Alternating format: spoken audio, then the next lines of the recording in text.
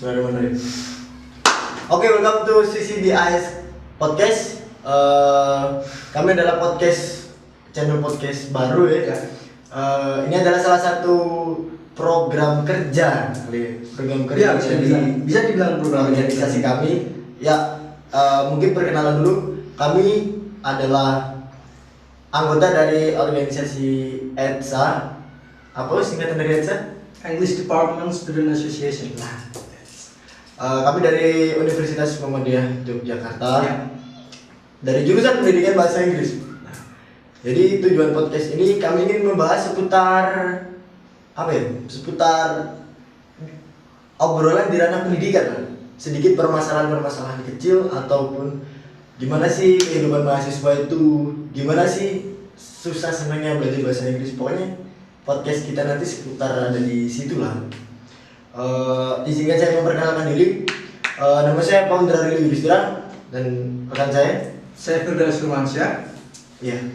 Ya mungkin untuk pertama kita ini ya biar teman-teman juga tahu apa sih CCDIS gitu. Jadi CCDIS itu kepanjangannya itu adalah Creative Content Digital Innovation. Jadi ini adalah sebuah sektor di EDSA, di UMY yang kami kebanyakan akan berkreasi di dunia konten creating yang tentang konten kreatif, terus inovasi-inovasi digital dan hal-hal yang kami lakukan, yang kita semua lakukan di sini adalah tentunya kita akan ikut andil dalam dunia per-YouTubean, bermain konten, terus dunia Spotify, terus juga ada dunia blogging. Oh iya, Itu penting. kita ada blog yang Ya, untuk sementara kita punya 6 anggota ya. Kita semua yang anggota yang di sini ada CCDIS semua. Jadi saya sendiri sebagai ketua, lo sebagai salah satu anggota CCDIS. Kita punya Muhammad Dafa yang sekarang belum bisa join kita karena situasi ada pandemi yang di Jawa Barat yang menyebalkan ini. Dia sekarang ada di Jawa Barat, dia sebagai wakil ketua saya. Kemudian ada Iki juga yang dari luar Jawa yang belum bisa join, dan di belakang di backstage kita ada 2 cewek, yang satu sekretaris Anissa dan yang satunya lagi ada Faiza sebagai bendahara kita. Ya. Hati-hati itu. Jadi benar. Ya benar kata teman saya Rilo, kalau mungkin konten-konten kita akan lebih membahas tentang hal-hal yang bersinggungan tentang kehidupan mahasiswa. Iya, kurang lebih seperti itu. Jadi ini adalah hal-hal yang sebenarnya kecil sepele yang nanti akan kita bahas ke depannya itu. Tapi ini cukup menarik untuk dikulik. Betul, gitu. Setuju. Kita cukup menarik untuk dikulik. Jadi ya seperti inilah nanti ke depannya dari podcast kita ini. Jadi gimana bro kuliah bro? Biasa sih kalau menurutku kuliah dengan pandemi ini, kuliah mungkin sedikit memberatkan daripada kuliah yang tanpa ada pandemi. Iya. Jadi ini nih mau nanya nih. Kalau kau sendiri lebih prefer mana? Kuliah online atau offline? Atau enggak gitu kita bahas dulu keuntungan dari kuliah online itu apa? Kuliah offline apa? Kerugiannya juga apa? Keuntungan dulu nih kita bahas nih. Keuntungan kuliah online menurutmu apa? Keuntungan kuliah online ya menurutku buat kita mahasiswa yang seperti yang hampir lulus tapi nggak lulus. Oke, menurut kita untuk keuntungan kuliah online ini ya, mungkin kuliah online itu enak karena nggak harus ke kelas, ya kan? Kadang ada mahasiswa yang dia tuh hidupnya begadang. Nah itu bisa jadi, sebenarnya kuliah online ini solusi sih buat mahasiswa kayak kita yang nggak bisa tidur di bawah jam 12. Bener. Karena absen kita juga online ya. 1 kali 24 jam atau selama waktu mata kuliah itu kan. Ya. Apa lagi selain itu? Itu online itu ya enak, maksudnya karena kalau dulu waktu kita kuliah offline, bagi orang-orang yang tidurnya malam begadang sampai pagi ngomongin hal yang nggak jelas gitu kan, itu kan biasanya kita pagi kalau ada kuliah jam 7 kita susah bangun, pasti kita telat di dosen ya kan, nggak boleh masuk. Kita bro. Iya benar, nggak boleh masuk kelas. Tapi sekarang dengan ada kuliah online, mungkin kadang kebanyakan kuliah online nggak selamanya kebetulannya mungkin hanya ada di prodi kita. nggak tahu kalau di luar seperti apa, tapi kita kan nggak selamanya kuliah tatap muka di entah itu Microsoft Teams, Zoom, nggak selalu kita akan daring. nggak selalu kita daring langsung, tetapi lebih ke kayak ada ini loh materinya, ini tugasnya gitu, terus jadi kadang ada diberi waktu 1 hari sampai 1 minggu. Itu amat sangat mungkin enak gitu, tetapi ada sisi buruknya juga.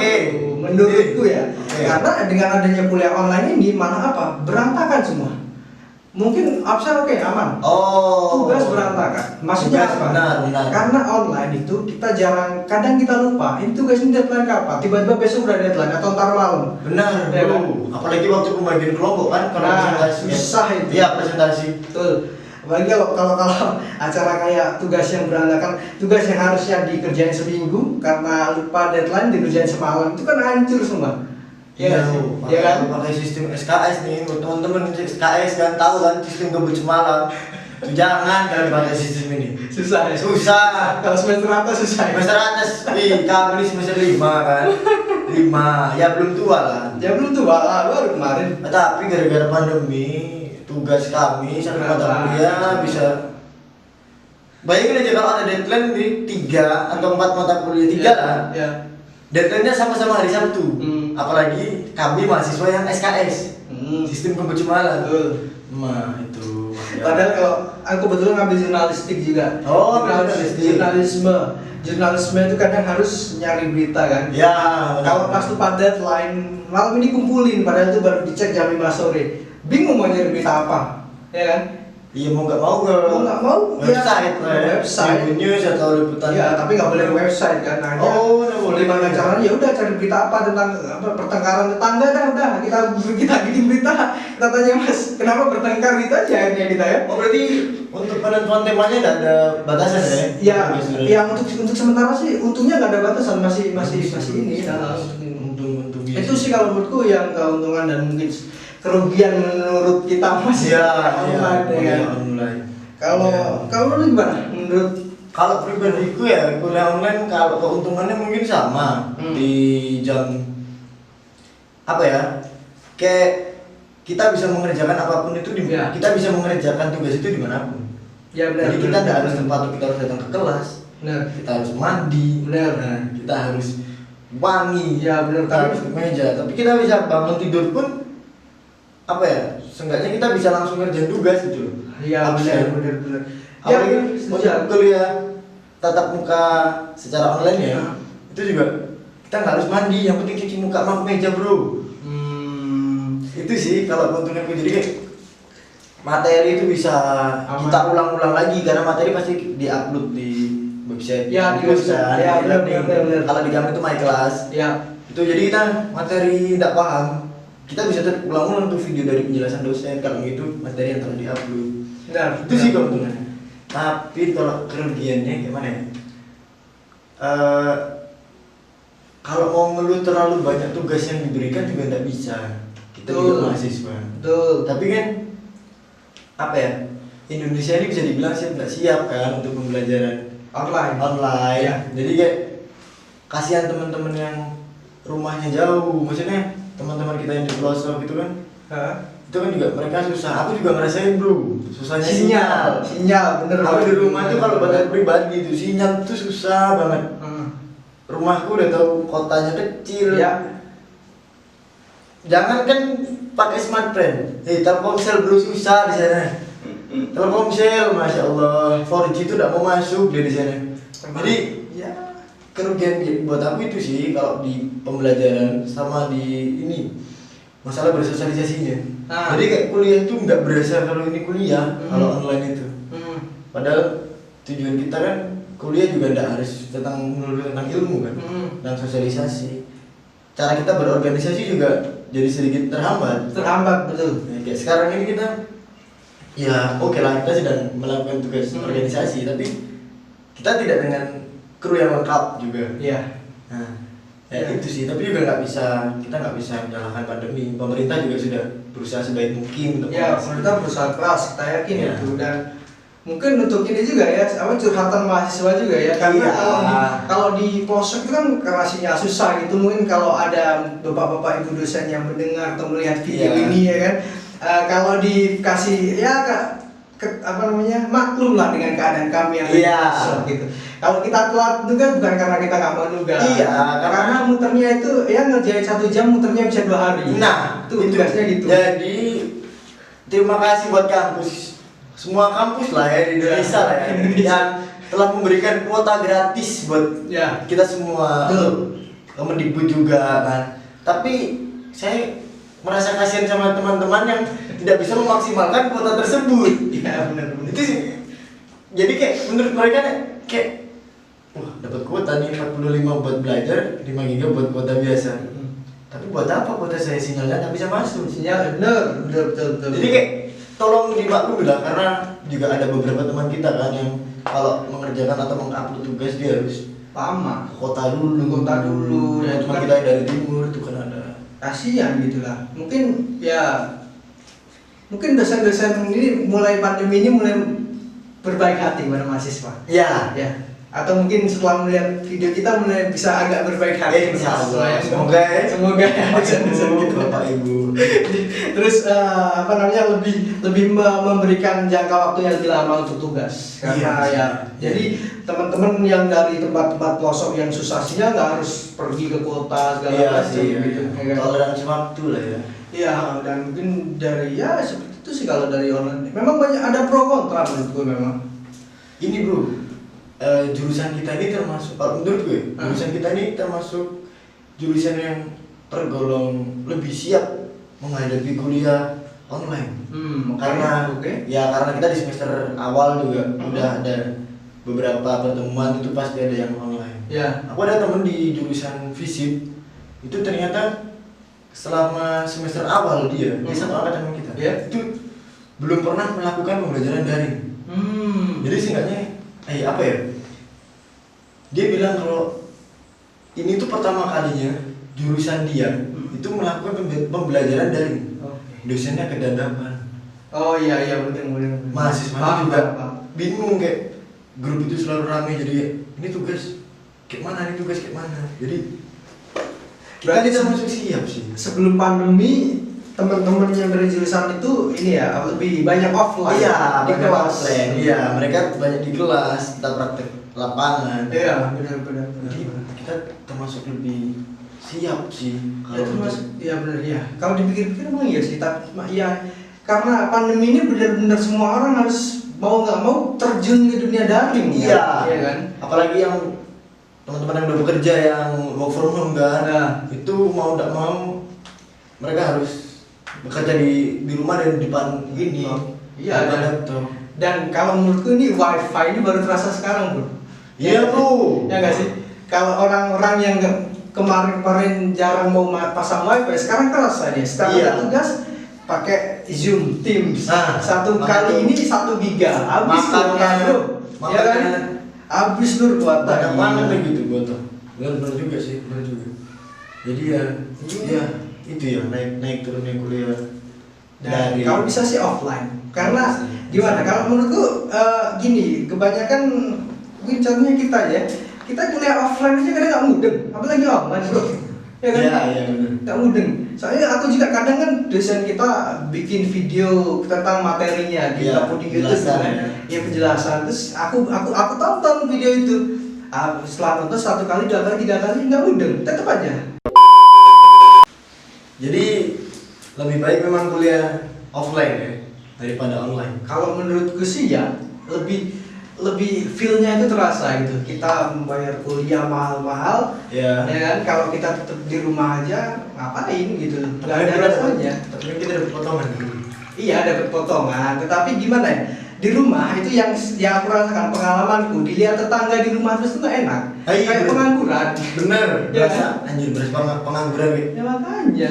Kuliah enggak, kerja enggak. Padahal mereka nggak tahu kalau kita di rumah pusing mikir betul. Mereka nggak tahu, mereka cuma nanya ini orang nganggur aja hidupnya gitu kan. Jadi ini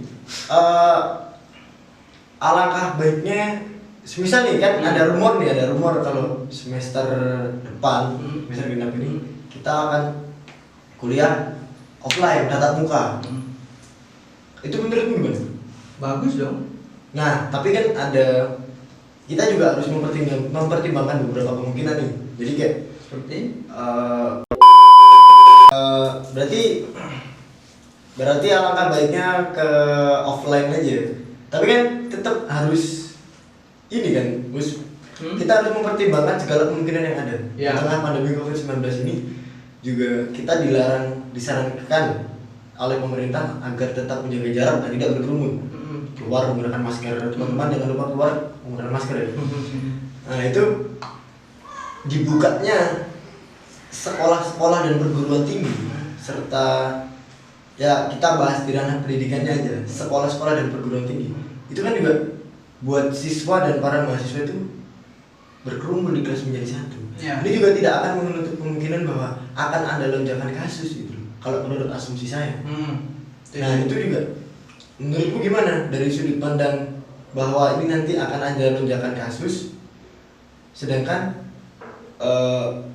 pendidikan kita tuh materi yang kita dapat, apa hal yang kita dapat itu juga dipertaruhkan ke depannya kalau terus-terusan online. Iya. Ya kalau menurutku ya memang karena sebenarnya di tengah pandemi ini kita susah untuk melakukan hal apa yang telah kita lakukan sebelumnya ini. Ya. Tetapi dengan adanya kelas online ini kan mahasiswa dan ini juga siswa itu juga dirugikan dengan materi yang mungkin dicernanya itu nggak semudah kalau offline. Apalagi materi-materi kita sekarang kalau di semester kita itu kan materinya susah. Toh kita di dalam kelas aja kita belum bisa mencerna. Iya. Ya kan, apalagi kalau di online dan untuk masalah pandemi mungkin ini pandemi kan udah hampir 1 tahun dari sejak Februari. Maret atau Februari kalau nggak salah kan. Menurutku selama ini kan pemerintah seluruh dunia itu berusaha untuk gimana pandemi ini selesai. Dan sekarang udah ada seperti berita-berita yang adanya vaksin-vaksin yang mulai diproduksi. Kemungkinan kalau pemerintah siap memberikan Menteri Pendidikan dan pemerintah siap membuka kelas offline, kalau enggak memang modelnya adalah offline yang berjaga jarak, mungkin vaksin itu mungkin dalam waktu dekat akan segera kalau nggak salah malah sudah ada, kalau nggak salah. Ya kalau rumornya nggak tahu ya malah sudah ada, dan mungkin itu mulai bisa diaplikasikan kepada masyarakat, khususnya para orang mahasiswa atau ini yang mungkin membutuhkan harus lebih baik kuliah di ranah offline. Itu seperti itu sih. Betul juga ya. Jadi memang ya kita semoga berdoa aja ya. Berdoa aja semoga segera selesai. Ya kan? Ya semoga atau mungkin tanpa vaksin pandemi udah selesai lah. Udah waktunya 1 tahun aja pandemi gitu aja mungkin ya. Iya, kita berdoa semoga aja gitu kan. Tuhan bahwa pandemi ini akan segera berakhir. Amin ya. Jadi itu ya keuntungan sama kerugian kelas online dan offline. Jadi sebenarnya masing-masing dari online atau offline itu punya kelebihan dan kekurangan mereka masing-masing. Saling timbang tindih aja mereka. Dan itu mungkin kelebihan dan kekurangan ini dari apa yang kita rasakan. Setiap individu juga berbeda. Mungkin ada yang malah yang kita rasa kekurangan malah jadi kelebihan mereka. Senang. Benar. Itu bisa. Kita nggak bisa kontrol kekurangan atau kelebihan orang lain. Suka atau tidaknya orang lain terhadap sesuatu itu juga tergantung mereka. Benar. Jadi kita rasa cukup ya segitu aja. Ya mungkin untuk pembahasan awal kita ini cukup ya. Ya dari kita tadi sempat bahas tentang podcast ini tentang apa sih? Ya review sedikit tentang, kita akan lebih banyak membahas tentang hal tentang mahasiswa. Jadi kita yang dekat dengan mahasiswa. seputar mahasiswa. Kehidupan keluh kesah mahasiswa. Mungkin ada sedikit ilmu-ilmu yang kita pelajari yang ingin kita bahas. Kan di dunia di prodi kita, dan itu mungkin cukup dulu segitu ya untuk podcast kali ini. Terlebih itu perkuliahan online atau offline. Buat teman-teman terus semangat. Kita berdoa aja bahwa pandemi ini akan segera selesai. Dan kita bisa melakukan aktivitas kembali normal seperti biasa. Dan jangan lupa tetap biasakan keluar menggunakan masker dan cuci tangan. Benar. Jadi tetap semangat, yang punya tugas dikerjakan, jangan ditumpuk nanti seperti kami. Karena kuliah online bukan berarti menjadi alasan untuk bermalas-malasan. quotes from Daus and see you next time. Thank you. Terima kasih teman-teman.